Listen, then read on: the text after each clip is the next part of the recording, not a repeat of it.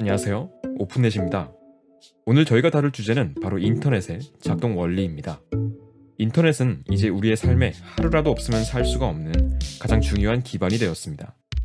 우리가 매일 궁금한 걸 검색하는 웹브라우저, 심심할 때 보는 커뮤니티 사이트와 유튜브, 친구들과 하는 실시간 게임의 뒤편에는 언제나 인터넷이라는 커다란 네트워크가 작동하고 있습니다. 그리고 이런 인터넷의 가장 강력한 장점은 가격입니다. 가령 당장 해외여행을 갔을 때 로밍폰으로 국제전화를 걸려면 수십만 원이 들겠지만 인터넷 기반 보이스 메신저나 화상통화를 할 경우 저렴한 인터넷 접속료를 제외하면 무료입니다.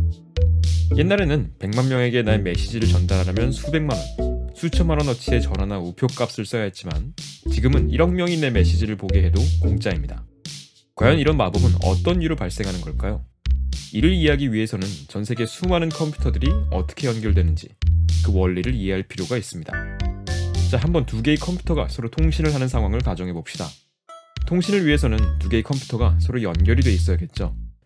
두 개의 컴퓨터를 연결한다면 오직 한 개의 케이블만 필요하지만 만약 네 개의 컴퓨터를 연결한다면 6개, 그리고 5개의 컴퓨터를 연결한다면 10개의 케이블이 필요합니다. 즉 연결할 컴퓨터의 수가 증가할수록 필요한 케이블 역시 그 제곱으로 증가하기 마련이죠. 여러 대의 컴퓨터들이 하나의 선으로 연결되어 서로 소통하는 종전의 기술을 이더넷이라고 하는데 이걸로는 전 세계 수십억 명의 사람들을 연결할 수는 없습니다. 바로 이런 문제를 해결하기 위해 인터넷이 등장했고 그 핵심에는 라우터가 있습니다. 앞서 말한 이더넷마다 라우터가 하나씩 있습니다. 일반 컴퓨터들이 외부 네트워크와 소통을 할 때는 반드시 라우터를 거치게 되고 덕분에 모든 컴퓨터들이 직접 연결되어 있지 않아도 서로 패킷을 주고받을 수 있습니다. 이렇게 작은 네트워크들 수십만 개가 라우터를 통해 서로 연결되며 네트워크들 간의 네트워크라는 의미의 인터네트워크, 즉 인터넷이 작동하게 됩니다. 물론 이렇게 패킷을 주고받기 위해서는 컴퓨터에 주소가 있어야겠죠. 그래서 인터넷에 연결된 모든 컴퓨터는 IP 주소라는 고유한 값이 있습니다. IP는 인터넷 프로토콜, 즉 인터넷을 위한 규약이라는 의미입니다. 각 라우터는 다른 라우터가 보내고자 하는 데이터의 전송 단위, 즉 패킷의 종착점 IP 주소를 확인하고 이웃들 중 종착지에 더 가까운 라우터에게 이를 전달합니다. 또 그렇게 전달받은 이웃은 다시 종착지에 좀 더 가까운 이웃에게 패킷을 보내고요. 이런 일련의 과정들이 종착지에 패킷이 도달할 때까지 계속되죠. 이렇게 모든 라우터들이 다른 라우터가 발신한 메시지를 보고 도착지 주소를 향해 옆으로 한 칸씩만 전달해주기만 한다면 라우터들이 서로 직접 연결되지 않더라도 서로 자유롭게 정보를 보낼 수 있겠죠. 정리하자면 만약 5개의 라우터를 직접 연결할 때는 자신들끼리만 연결해도 총 10개의 케이블이 필요했겠지만 서로 전달해주는 인터넷 프로토콜 덕분에 이제는 4개의 케이블만 있어도 됩니다.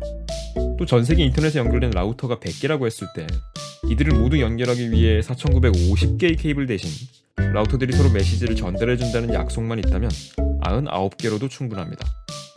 이처럼 인터넷이 매끄럽게 작용하는 데에는 망중립성의 원칙이 중요하게 작동합니다. 망중립성이란 인터넷에서 패킷을 전달하는 데 있어 차별이 없어야 한다는 원칙을 말합니다.